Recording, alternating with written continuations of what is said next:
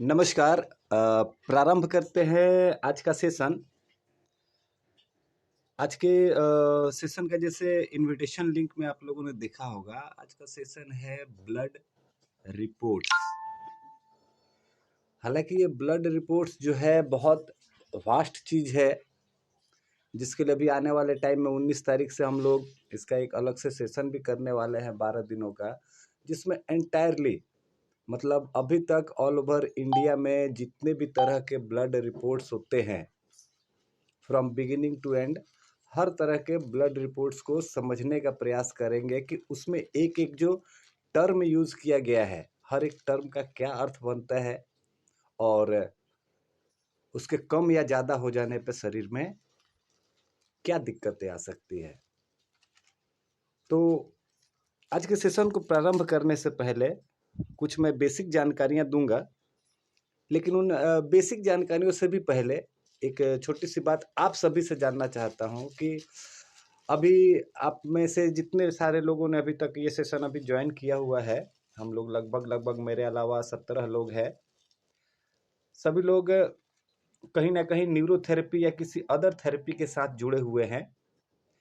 तो जब भी हम किसी मरीज का उपचार करने जाते हैं तो सभी के पास तो नहीं, लेकिन हाँ कुछ एक के पास या अधिकतर के पास बहुत सारी रिपोर्ट्स होती है। ब्लड की रिपोर्ट होती है, स्टूल की रिपोर्ट होती है, यूरिन की रिपोर्ट होती है, लंग्स की रिपोर्ट होती है। इसके अलावा एक्सरे होता है, सीटी स्कैन होता है, एमआरआई होता है, ईसीजी होता है, ईईजी होता है, मतलब असंख्य प्रकार के रिपोर्ट्स होते हैं। और हम भी जब मरीजों को ट्रीटमेंट करने के लिए, डायग्नोस करने के लिए बैठते हैं तो उनके पास भी बहुत सारे रिपोर्ट्स होते हैं। यहाँ हम लोग सारे रिपोर्ट्स की बात नहीं करेंगे, सिर्फ और सिर्फ ब्लड रिपोर्ट की बात करेंगे। तो जब सामने वाला पेशेंट हमें हमें बताता है कि सर ये मेरे रिपोर्ट्स है, ब्लड रिपोर्ट्स, तो मैं आज से 8 साल पहले की जेन्युइन बात, यूनिक बात बता रहा हूँ। अब भाई जो गलती है वो सबके साथ मानने में क्या दिक्कत है। 8 साल पहले तक मेरे को सही बोला जाए तो हीमोग्लोबिन छोड़ करके और सीबीसी में कुछ भी नहीं समझ में आता था। हाँ, एक समझ में आता था टोटल डब्ल्यूबीसी इतना है। अब वो कम ज़्यादा होने से क्या होगा पता नहीं, हीमोग्लोबिन का थोड़ा पता था कि 12-14 से कम है तो एनीमिया हो सकता है। इसके अलावा ब्लड रिपोर्ट्स की एबीसीडी मुझे कुछ भी नहीं आती थी। परंतु हाँ, मैं सामने पेशेंट को कभी ये अनुभव नहीं होने दे रहा था कि मेरे को ये देख के कुछ समझ में नहीं आया। कुछ वर्षों तक ऐसे ही कार्यक्रम चला। 2015 में मैं जब पहली बार दिल्ली आया श्री वीरेंद्र प्रसाद जी के साथ, कैलाश कॉलोनी ग्रेटर कैलाश में क्लिनिक था। और अच्छी बात ये थी कि हम दोनों को ही रिपोर्ट्स थोड़े कम समझ में आते थे, मुझे भी और उनको भी। तो उन्होंने एक बहुत अच्छा कार्य दिया मेरे को, इसीलिए मैं हमेशा उनका धन्यवाद मानता हूँ इस मामले में। उन्होंने कहा कि कुंदन जी एक काम करते हैं, हम लोग दोनों लोग बैठ करके हर एक रिपोर्ट्स को गहराई से पढ़ के, बुक से, यूट्यूब से, इधर उधर से जानकारी प्राप्त करने की कोशिश करते हैं ताकि हमारा जो डायग्नोसिस सिस्टम रहे वो सही तरीके से चल सके। तो अब उस टाइम में होता क्या था कि उनकी कार्यशैली थी कि वो बहुत ज़्यादा बिजी रहते थे, मेरे पास थोड़ा सा फ्री टाइम रहता था और उस समय से इन सब चीज़ों को स्टडी करना मैंने शुरू किया। और फिर धीरे धीरे इन सब चीज़ों की नॉलेज बढ़ती गई। तो खैर अभी एक चीज़ आप सभी से स्टार्ट करने के पहले ईमानदारी से आप लोग बताना, अभी थोड़ी देर में मैं सबको अनम्यूट करूंगा, कि आपके पास भी जब पेशेंट आते हैं और वो अपनी रिपोर्ट्स दिखाते हैं तो आप उनको देख करके क्या समझ में आता है या फिर क्या समझ में नहीं आता है, और क्या क्या सवाल हम लोग मरीजों से पूछते हैं। इसी टॉपिक पे हम लोग थोड़ी देर चर्चा करेंगे, फिर आगे बढ़ेंगे। तो एक बार जो भी अपना एक्सपीरियंस शेयर करना चाहे, रिपोर्ट्स को देखने के बाद कैसी फीलिंग्स होती है, क्या सवाल पूछते हैं, अगर कोई भी इस चीज़ को शेयर करना चाहे तो एक बार आप लोग अपना हैंड राइज कर सकते हैं। हम लोग एक एक करके अनम्यूट होंगे और बातें करेंगे, ठीक है। आप लोग हैंड राइज कर दीजिए। हाँ भाई, पढ़ाई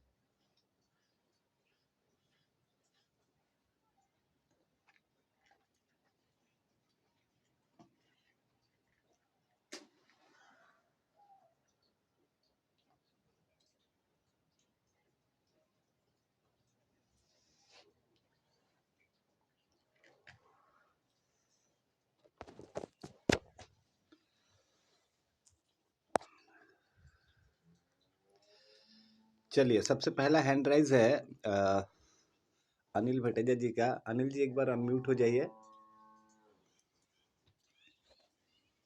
नमस्कार सर। जी नमस्कार। आपने हैंड राइज तो पहले किया था, मुझे पता है। जो पेशेंट के लिए आपने भेजा था वो अभी ट्रीटमेंट लिख के भी मैंने भेजा है, आज उनको दीजिए और उसके बाद सेशन के बाद उसके विषय में हम लोग डिटेल्स में थोड़ा बात करेंगे, ठीक है?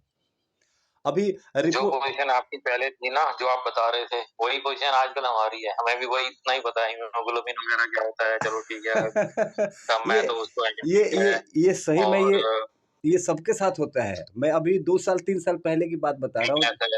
जब मैं मोहाली गया अजय गांधी जी के पास, तो उन्होंने फर्स्ट टाइम मेरे को एक एमआरआई पकड़ा दी।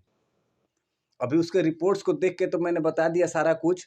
जब उन्होंने प्लेट मेरे को पकड़ाई, वो जो लाइट जैसा जलता उसमें लगा दिया, बताया उसमें ये बताओ कर्वेचर कहाँ कहाँ कितना कितना गड़बड़ है।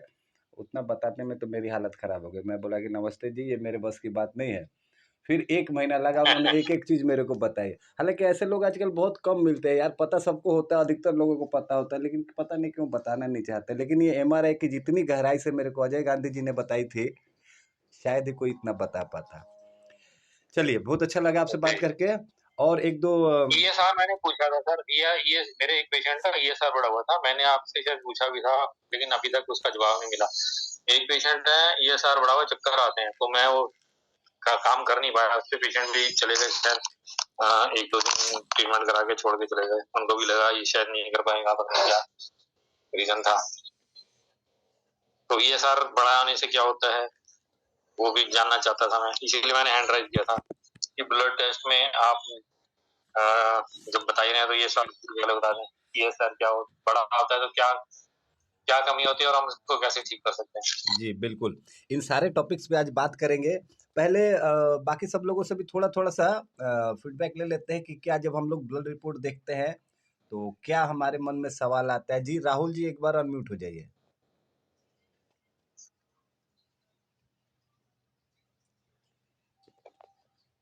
हेलो जी राहुल जी नमस्कार, बताइए। सर हम तो बेसिकली पहले उसका एचबी देखते हैं ना, जो सॉलिड वाला पार्ट है हाँ ब्लड का, है ना सर। उसमें एचबी देखते हैं, आरबीसी देखते हैं, है ना। दोनों चीजें इकट्ठी, आरबीसी और एचबी। अगर आरबीसी राइज करता तो नेचुरल एचबी भी ज्यादा होगा, है ना। अगर एचबी डाउन जा रहा है तो उसका आरबीसी भी लो होंगे। लेकिन आरबीसी में भी और भी बहुत सारा चीज होता है। पीसी भी होता है, एमसी भी होता है, एमसीएच होता है, एमसीएचसी होता है। ये सब अपने पल्ले नहीं पड़ता है। नहीं सर, मैं सर मोटा मोटा ही बता रहा हूँ ना, जो मैं देखता हूँ मैं वो बता रहा हूँ सर। चलिए बहुत बढ़िया, है ना। सिमिलरली सर हम डब्ल्यूबीसी चेक करते हैं। हेलो जी जी है ना सर, डब्ल्यूबीसी चेक करते हैं सर। डब्ल्यूबीसी से हम देख पाते हैं, है ना। अगर डब्ल्यूबीसी राइज किया हुआ है, हमें लग रहा होता है इन्फेक्शन है या फिर एंटीबॉडी ले रहा है, तो डब्ल्यूबीसी कई बार बिल्कुल ही लो चले जाते हैं। तो बिल्कुल लो है ना, हम फिर हमें लगता है इम्यूनिटी बड़ी डाउन होगी। लिम्फोसाइट्स को उसके पैरेलल चेक करते हैं जी, मोटा मोटा। फिर ऐसे ही सर प्लेटलेट चेक करते हैं हम, है ना, कि प्लेटलेट से कि ब्लड वगैरह कितना पतला है इसका, है ना, प्लेटलेट्स वगैरह से। और ये सर जैसे अभी रेजा जी बता रहे थे, अनिल जी, है ना, कि एक्यूट इन्फेक्शन तो नहीं है। मैं एक पैरेलल साथ में सर, अगर पुराना पेशेंट हो तो साथ में सीआरपी भी करवा लेता हूँ, बिल्कुल। क्योंकि क्रोनिक इन्फेक्शन तो नहीं है, इन्फ्लेमेशन वगैरह है। तो सर इससे ही बस इतना से जानकारी है। चलिए ठीक है, अभी थोड़ा सा आगे बढ़ते हम लोग, बात करते चलेंगे और एक एक लोगों से फिर फीडबैक भी लेते चलेंगे। अभी सबसे पहला चीज है, यदि आप लोग कभी किसी लैब में गए होंगे जहाँ पे ब्लड का सैंपल लिया जाता है या फिर कोई कलेक्ट करने के लिए आपके घर पे भी आता है, तो आपने देखा होगा कि उसके पास अलग अलग तरह की डिब्बियां होती है और हर एक डिब्बी के ढक्कन का रंग कुछ अलग ही होता है। ठीक है, ये देखा है आप लोगों ने, कभी ध्यान दिया है क्या?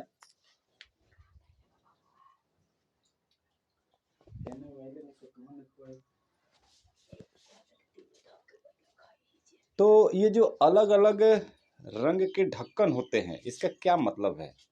और इसको क्या कहा जाता है। तो सबसे पहले यहीं से जानना शुरू करेंगे, ब्लड के अंदर क्या क्या होता है वो तो बाद की बात है। सबसे पहला चीज, ब्लड जिस चीज में हम लोग कलेक्ट करते हैं उस चीज को क्या कहते हैं, उसको वायल्स कहते हैं। इंग्लिश में लिखा हुआ रहता है VIALS, वायल्स। अब वायल्स का सीधा मतलब हो गया डिब्बी। तो अलग अलग प्रकार की डिब्बियां होती हैं। एक जो डिब्बी होती है, सबसे पहले किस्म की जो डिब्बी होती है उसका नाम है EDTA। ये रिकॉर्डिंग में भी मैं स्पेलिंग भी बता दे रहा हूँ, रिकॉर्डिंग में भी मिल जाएगी, या फिर यदि आप लोगों के पास पेन पेपर है तो रिकॉर्ड करके भी रख सकते हैं, लिख के भी रख सकते हैं। EDTA इसका मतलब होता है ethylene diamine tetra acidic acid. अब ये इतना लंबा नाम का क्या मतलब है, तो नाम के पीछे नहीं जाना है, वो किस मटेरियल से बना हुआ है उसके विषय में लिखा है, हमें सिंपल ये समझना है EDTA। ये जो डिब्बियाँ देखेंगे कांच की या फाइबर की होती है, पारदर्शी होती है, जिसमें ब्लड लेने के बाद ब्लड बाहर से दिखता भी है। इनके ढक्कन अलग अलग होते हैं, रेड कलर के होते हैं, ग्रीन कलर के होते हैं, ब्लू कलर के होते हैं। ये लगभग 8 या 9 प्रकार के कलर इसमें होते हैं। और हम लोग जितने भी ब्लड टेस्ट कराते हैं उसमें से मोस्टली अधिकतर जो है ये EDTA ट्यूब में ही लिया जाता है। हम चाहे CBC करा रहे हो, LFT करा रहे हो, KFT करा रहे हो, अधिकतर चीज़ें जो है ये EDTA में ही ली जाती है। एक होता है प्लेन वायल, सेकंड में। ये प्लेन वायल जो होता है ये सिर्फ एक जगह पे इस्तेमाल होता है और वो होता है ब्लड ग्रुप टेस्ट करने का। जैसे सपोज मैं अपना CBC करा रहा हूँ, अभी CBC कराने में मेरा जो भी कॉस्ट आता है, मान लो 300 500 जो भी आएगा, मेरे को पता नहीं है कितना आता है, जो भी कॉस्ट आएगा, और ब्लड ग्रुप चेक करने का आता है 30-40 रुपए। तो अगर एक 500 का मैंने CBC कराया और साथ में उसको अगर लैब टेक्नीशियन को बोलूँगा कि यार कुछ डिस्काउंट करो, नहीं करोगे तो कम से कम ब्लड ग्रुप तो चेक कर दो, नहीं करेगा। क्यों नहीं करेगा? कि ब्लड ग्रुप को चेक करने के लिए उसको अलग से सैंपल लेना पड़ेगा और उसको अलग से वायल में डालना पड़ेगा, वो प्लेन वायल में डालना पड़ेगा। ETDA में डाल दिया या किसी दूसरे में डाल दिया तो ब्लड ग्रुप सही से नहीं आएगा, क्योंकि हर एक डिब्बी में लिए गए सैंपल को रिफ्रेश रखने के लिए और प्रिजर्व रखने के लिए अलग अलग तरीके होते हैं। उन तरीकों पे ही हमें काम करना होता है। बाहर से लेके होगा कि दूगो देके भेजो तो वो दूगो ले ली, 6 गो कैसे ले लेता भेज। ठीक है, तो एक दूसरा हो गया प्लेन वाला, प्लेन वायल्स। तीसरा एक आता है सोडियम फ्लोराइड। अब ये सोडियम फ्लोराइड किस काम में आता है? तो कभी भी हम लोग किसी भी तरह के मिनरल्स का टेस्ट करते हैं, मिनरल मतलब कैल्शियम, सोडियम, आयरन, जो भी ऐसा चीज जो हम खाने में खाते हैं और बाहर प्रकृति में भी पाया जाता है वास्तविक रूप से। जैसे हम भोजन में आयरन लेते हैं, लोहा खाते हैं, अब कोई कील मत खाने लगना, जनरली एक बात बता रहा हूँ कि हम लोग आयरन खाते हैं और बाहर भी हमें आयरन देखने को मिलता है। हम कैल्शियम खाते हैं और बाहर हमें कैल्शियम देखने को मिलता है। तो इन सब चीज़ों को मिनरल्स कहते हैं। तो मिनरल्स को कलेक्ट करने के लिए ये सोडियम फ्लोराइड का वायल होता है, जिसमें सिर्फ और सिर्फ मिनरल्स को कलेक्ट करते हैं। इसमें अगर हम CBC का सैंपल डाल दें तो उससे मिनरल ही सिर्फ टेस्ट हो पाएगा, उसमें कितना आयरन है, कितना कैल्शियम है, उसमें हीमोग्लोबिन और फिर RBC WBC नहीं मिलेगा अगर इस वाले डब्बे में हमने CBC का सैंपल डाल दिया तो। अब आता है चौथे नंबर का, इससे मिलता जुलता ही है, sodium citrate vials. Sodium citrate vials ये जो होता है ये हार्मोन कलेक्शन के लिए होता है। जैसे हमने TFT का टेस्ट कराया, थायराइड फंक्शन टेस्ट, तो इसमें क्या है, 3 तरह की चीज़ों के बारे में बताया जाता है और तीनों हार्मोन है। क्या? T1, T3, T4 और TSH, ये तीनों हार्मोन है। तो जब हमें TFT अर्थात थायराइड फंक्शन टेस्ट करना होगा तो वो जो सैंपल है हम लेंगे सोडियम साइट्रेट वायल्स में। पहले वाला सोडियम फ्लोराइड था, अभी वाला सोडियम साइट्रेट है। हार्मोन्स लेंगे साइट्रेट में। अगर कुछ ऐसा टेस्ट है जिसमें हार्मोन्स भी आता है और अदर केमिकल्स भी आते हैं, तो वैसे कंडीशन में हमें अलग अलग डब्बों में सैंपल लेना पड़ेगा। और सबसे लास्ट में आता है 5 नंबर पे आता है हेपरिन। ब्लड टेस्ट में हेपरिन का जो टेस्ट है वो सबसे महंगा होता है। अच्छा, इसलिए नहीं महंगा होता है कि उसको प्रोसेस करने में बहुत ज़्यादा खर्चा है। हेपरिन का टेस्ट महंगा इसलिए होता है कि हेपरिन को जिस वायल में रखा जाता है, हेपरिन वायल कहते हैं उसको बनाने का प्रोसेस बहुत लेंदी और बहुत कॉस्टली पड़ता है। इसलिए हेपरिन का टेस्ट जो है वो सबसे ज़्यादा महंगा आता है। तो अभी जितनी सारी बातें मैंने बताई इन शॉर्ट बताता हूं। Vial means tubes of different colour and shape. Vials का मतलब होता है कि नली, अलग अलग रंग के या अलग अलग आकार आकृति के। अभी जो इतनी सारी मैंने बातें बताई, इसमें से एक चीज आप लोगों से पूछना चाहूंगा, अगर मेरे को CBC टेस्ट करना है तो कौन सा ट्यूब में लेंगे?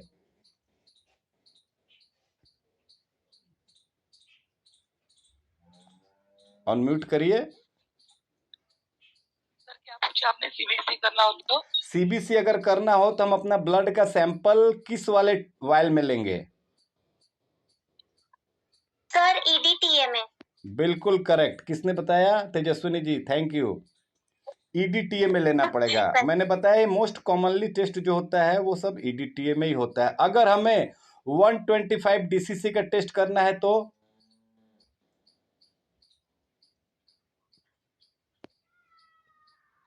Sodium chloride. एक मिनट ध्यान से सुन लो। 3 नंबर पे, एक मिनट फिर से ध्यान से सुन लीजिए। पहले 3 नंबर पे मैंने सोडियम क्लोराइड में सर। ध्यान से सुन लो पहले आप लोग, सभी लोग। पहला है सोडियम फ्लोराइड। इसमें हम लोग मिनरल्स को रखते हैं। ध्यान से सुनना ये लाइन, नहीं तो आंसर आपका गड़बड़ हो जाएगा और ये थोड़ा ट्रिकी क्वेश्चन है। पहला है सोडियम फ्लोराइड जिसमें हम मिनरल्स को रखते हैं। दूसरा है सोडियम साइट्रेट जिसमें हम हार्मोन्स को रखते हैं।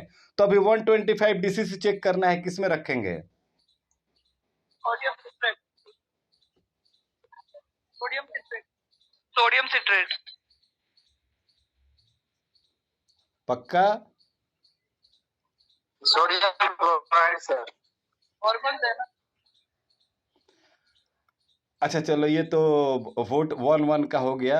दोनों लोगों ने एक एक जवाब दिया। अभी आप लोग खुद सोच के देखो 125 DCC क्या है, मिनरल है कि हार्मोन है? हार्मोन है सर। तो हार्मोन है तो किस में रखा जाएगा? साइट्रेट में। Sodium citrate. अगर यही क्वेश्चन रहता है कि कैल्शियम के लिए जो सैंपल लेंगे वो किस में रखा जाएगा, तो वो सोडियम फ्लोराइड में रखा जाएगा, क्योंकि कैल्शियम क्या है? मिनरल है। 125 DCC एक हार्मोन है। क्लियर हुआ ये चीज?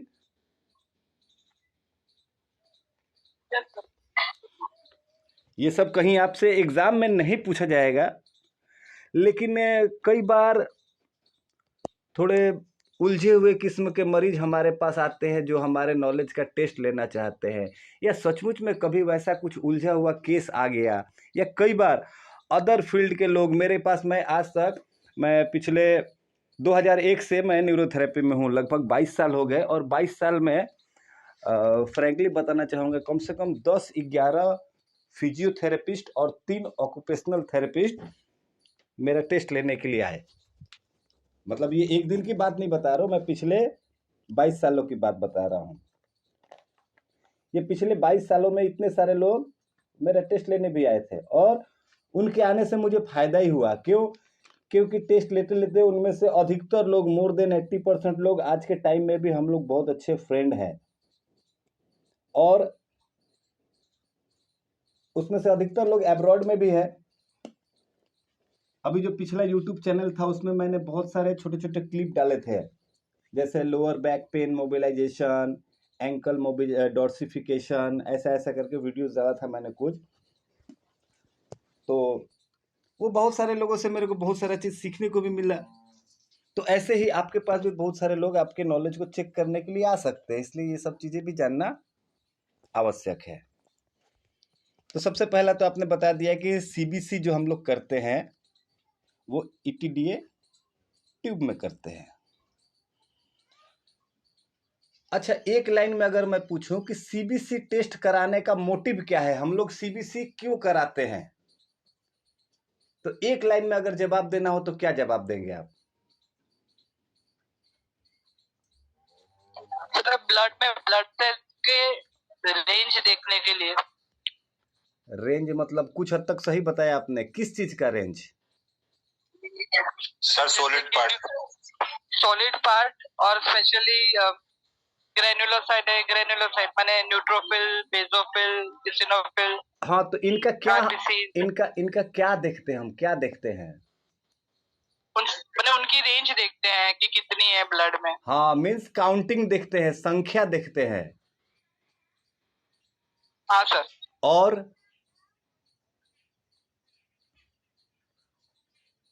अभी जैसे सबसे पहला ही सवाल अनिल जी ने पूछा था ईएसआर में, तो अभी मान लीजिए किसी की ईएसआर बढ़ी हुई है, तो इसका मतलब क्या, किसी चीज का संख्या बढ़ गया है?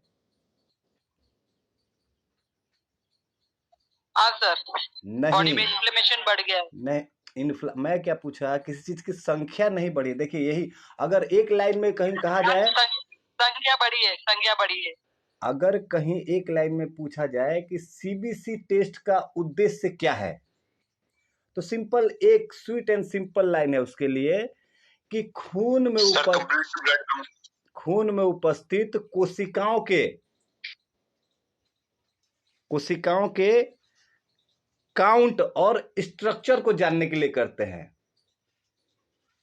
गिनती भी जानने के लिए करते हैं, उनका जो स्ट्रक्चर है, जो उनकी बनावट है, वो भी हमें सीबीसी से पता लगती है। कैसे? जैसे हम किसी का ईएसआर करवाते, ईएसआर अगर बढ़ा हुआ है, इसका मतलब क्या, कोई ब्लड का कोई चीज बढ़ गया? नहीं, जो ब्लड सेल्स है ना, उनमें इन्फ्लामेशन हो गया है, वो बड़े हो चुके हैं। इन्फ्लामेशन का मतलब क्या होता है? अपना साइज से बड़ा हो जाना, तो उनका आकार चेंज हो गया है।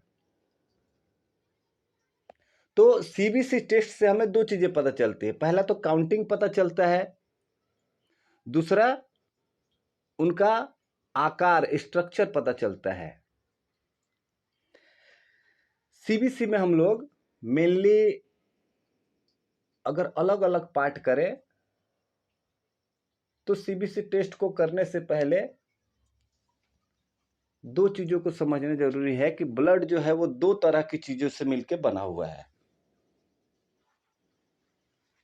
हालांकि इसमें तीसरा चीज भी है। पहला दो चीज क्या है? ठोस तरल, सॉलिड और लिक्विड, ये दो चीज है।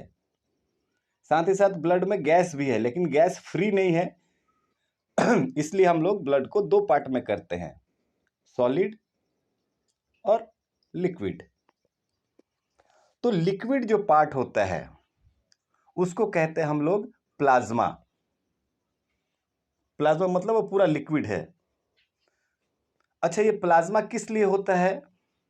प्लाज्मा इसलिए होता है कि वो फ्लेक्सिबिलिटी देता है। जो भी ब्लड के सॉलिड पार्ट्स है वो प्लाज्मा के थ्रू इधर उधर ट्रेवल करते हैं। इसके अलावा हॉर्मोन्स जो है ये प्लाज्मा के थ्रू ही ट्रेवल करते हैं। आप लोग को पता है ना, हॉर्मोन्स के लिए अलग कोई नली नहीं होती है, वो जिधर बनता है वो उधर बनाने के बाद डायरेक्ट ब्लड में डाल दिया गया, जिधर टारगेट सेल है उधर पहुंच जाएगा। तो हार्मोन आगे जाता कैसे है? वो प्लाज्मा में ही रन करके जाता है इधर से उधर। तो ये लिक्विड पार्ट समझ में आ गया, प्लाज्मा। अब सॉलिड पार्ट में तीन तरह का चीज आता है,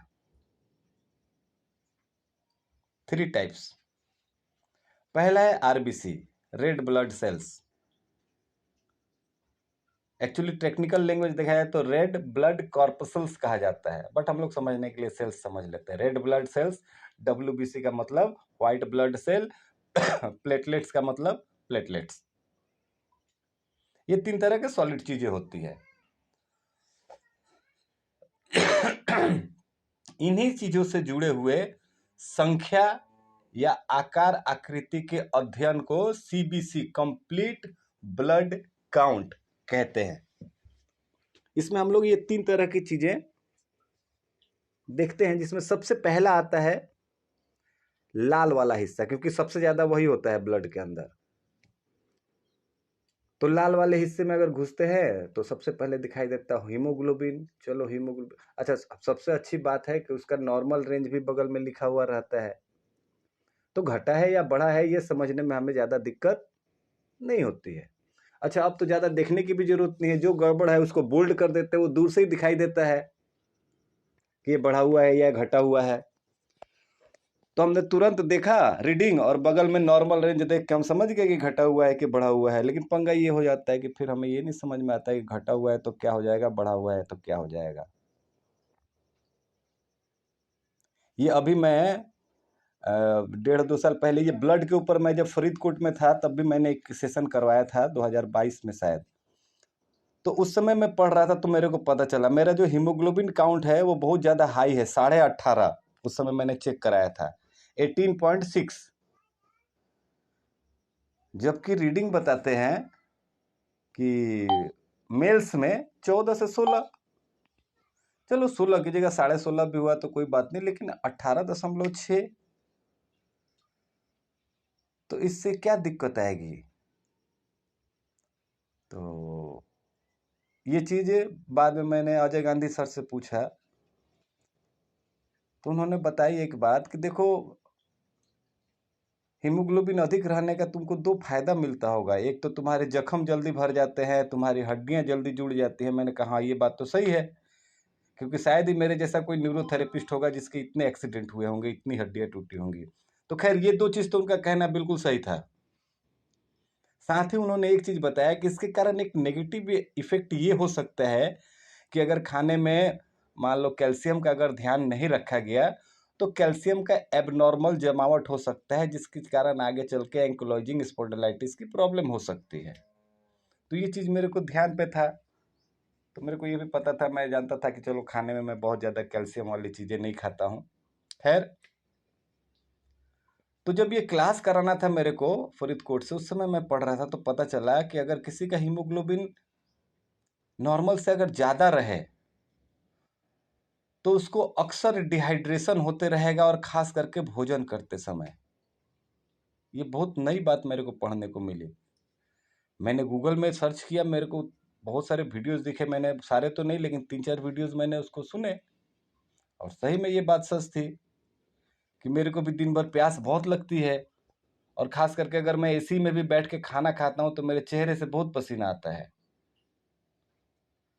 तो मेरे को ये चीज़ समझ में आया। अब हर चीज़ को पहले मैं एक बार एक्सपेरिमेंट करके या फिर सर्च करके 1-2 लोगों से जानने की कोशिश करता हूँ, लेकिन ये चीज़ तो मेरे साथ खुद हो रही थी, इसलिए मेरे को सर्च करने की ज़रूरत नहीं पड़ी।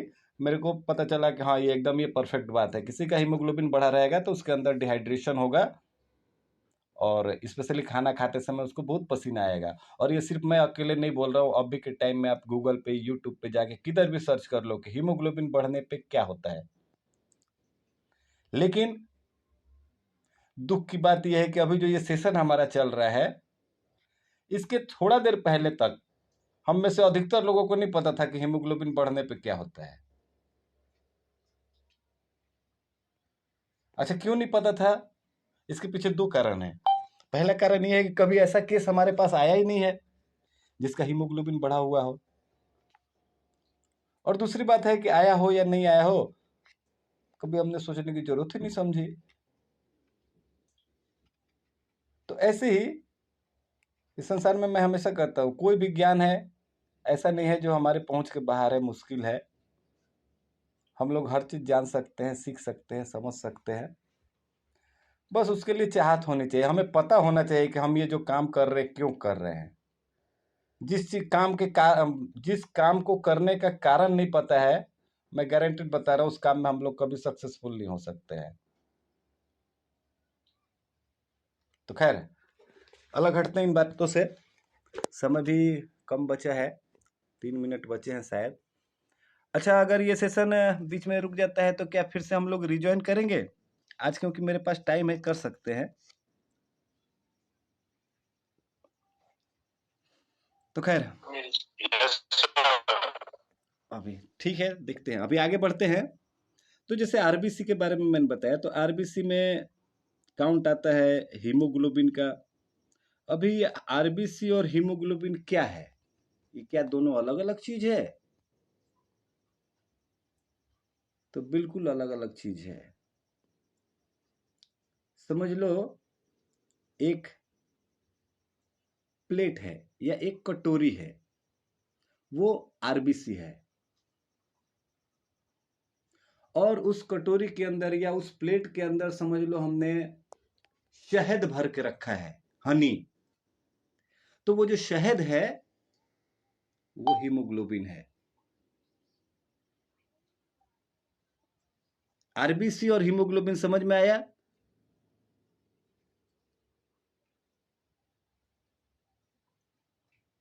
आरबीसी का कोई खास काम नहीं है, उसका काम है बस हीमोग्लोबिन को होल्ड करना, अपने अंदर धारण करना।